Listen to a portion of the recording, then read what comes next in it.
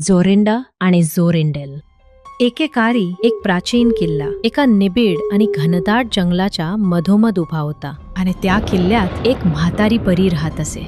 या परीमध्ये तिला हवे असलेले कुठलेही रूप धारण करण्याची शक्ती होती. ती एकतर घुबड बनून उडत राहायची किंवा दिवसभर मांजर बनून गावात फिरायची. पण रात्री मात्र ती नेहमी तिच्या मूळ स्वरूपात म्हणजेच म्हातारी असायची.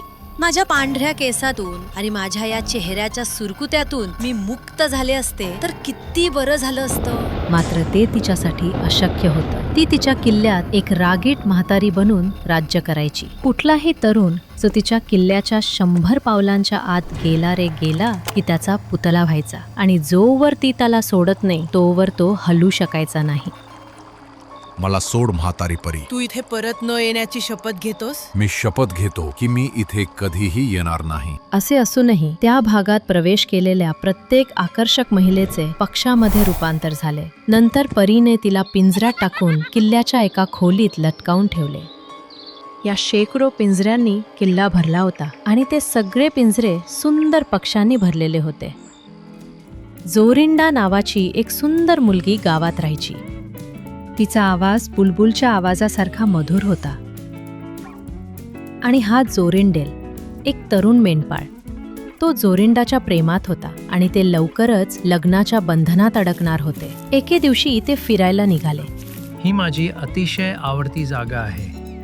मला पण ही फार आवडली आहे. आपण पुढे गेलो तर आणखीन नवीन जागा सापडतील. आपण थोडा साहस करून आणखीन नको शोधायला? चालेल. चल या बाजूला जाऊया. इथून आणखी पुढे जाणे खूप धोकादायक आहे. का? कदाचित तो जुना निर्जन किल्ला जिथे सगळे म्हातारी परी असल्याचा दावा करतात हे कारण तर नव्हे. हो तेच तर. मुळीच घाबरू नकोस. त्या म्हातारीनं काहीही केल्यास मी तुला सुरक्षित ठेवीन. त्यात घाबरण्यासारखं खरंच काहीही नाहीये. जोरिंडेल. त्यात खरंच काही काळजी करण्यासारखे नाही. खाली हिरव्यागार झुडपांवर झाडांची लांबच लांब खोडातून येणारी किरणे चमकत होती. उंच वृक्षांच्या फांद्यांवरून जंगली कबुतरे गात होती.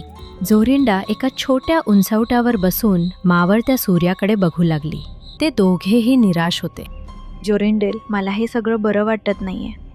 मलाही नाही. मला असं वाटतंय की मी तुला गमावणार. चला घरी परत जाऊया. त्यांनी घरी जाण्याचा रस्ता शोधण्याचा प्रयत्न केला, पण त्यांना निश्चित काय ते ठरवता आले नाही. आपण हरवलोय अरे देवा. जरा थांब. ते पुढे काय दिसतंय? घर वाटतंय का? कदाचित तिथे कोणी असेल जो आपली मदत करेल. चल तिथे रस्ता विचारूया.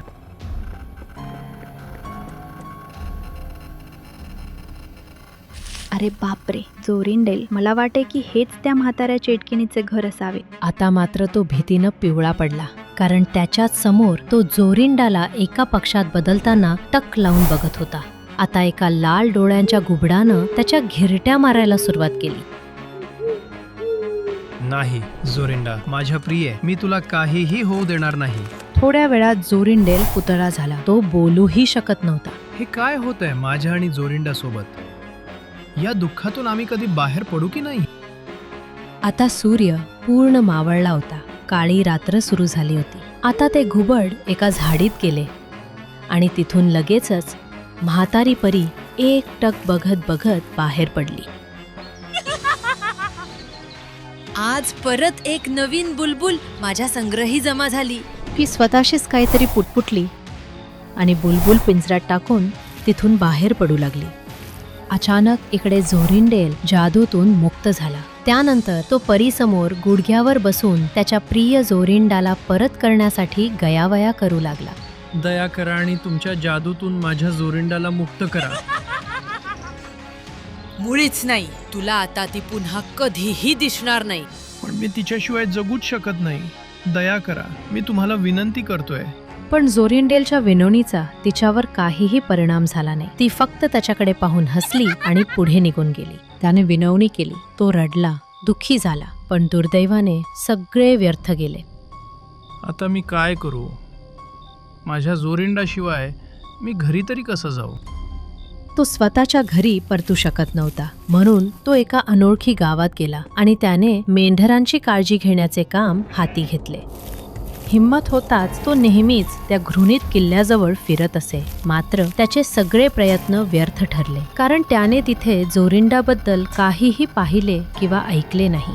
एके रात्री त्याला एक स्वप्न पडले, ज्यामध्ये त्याला एक आकर्षक जांभळी फूल दिसले, ज्याच्या मध्यभागी एक अद्वितीय मोती होता. त्याच्या स्वप्नात त्याने ते फूल उचलले आणि ते किल्ल्यात घेऊन गेला. त्याने फुलाने ज्या ज्या गोष्टींना स्पर्श केला ती गोष्ट जादूतून मुक्त झाली, जिथे त्याला त्याची जोरिंडा परत मिळाली. आता सकाळी उठल्यावर तो उत्साही दिसू लागला होता.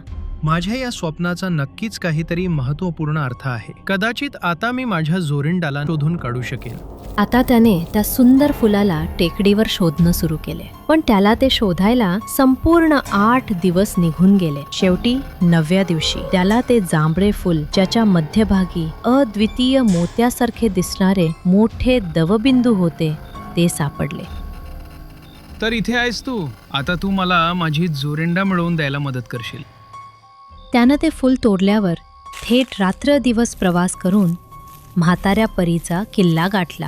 तो आता किल्ल्याच्या 100 पावले आत चालत आल्यावर त्याला जाणवले की मागच्या वेळेस सारखा आता त्याचा पुतळा झाला नाही आणि तो किल्ल्याच्या अगदी जवळ येऊन ठेपलाय. हे बघून जोरिंडेलला फार आनंद झाला.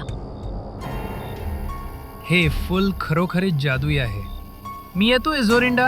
आता त्याने जादुई फुलाने दरवाजाला स्पर्श करताच दरवाजा सताड उघडला गेला. तो आता सरळ आत जाऊ लागताच त्याच्या कानावर खूप साऱ्या पक्ष्यांच्या गाण्याचा आवाज येऊ लागला. जोरिंडा नक्कीच आत असावी. त्यानं पुढे जायला सुरुवात केली. तो किल्ल्याच्या आतल्या खोलीत पोचताच त्यानं बघितले पिंजरातले 700 पक्षी गातायत आणि तिथेच उपस्थित होती म्हातारी परी सुद्धा. अरे बापरे, किती सारे बुलबुल. जोरिंडेला पाहून परी रागानं किंचाळली. तुला माझ्या किल्ल्यात येण्याचा काहीही अधिकार नाही. मी तुला इथे येऊ नको म्हटलं होतं ना. तुला आता तुझा जीव देऊन किंमत चुकवावी लागेल. तिने त्याच्यावर हल्ला करण्याचा प्रयत्न केला, परंतु त्याने धरलेल्या फुलाने म्हाताऱ्या चेटकिणीला 2 यार्ड दूरच रोखून धरले.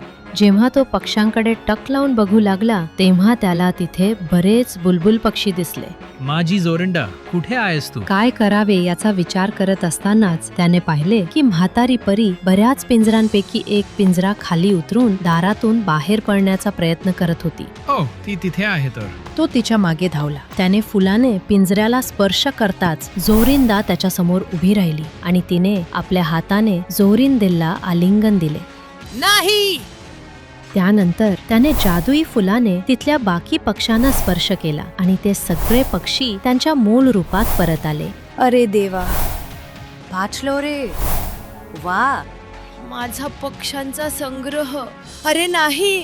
त्यानंतर जोरिंडेलने फुलाच्या दवबिंदूचा एक थेंब म्हाताऱ्या परीवर फेकला आणि बघता बघता तिचे रूपांतर बुलबुलमध्ये झाले. आता घाईने जोरिंडेलने बुलबुलला पकडले आणि पिंजऱ्यात डांबले. म्हातारी परी, तुझा खेळ आता संपला. जोरिंडा, चल पटकन इथून आपण घरी निघूया. अशा तऱ्हेनं त्यानं जोरिंडाला घरी आणलं, जिथे काही दिवसांनी त्यांनी लग्न केलं व ते दोघेही सुखानं राहू लागलं. गोष्ट संपली.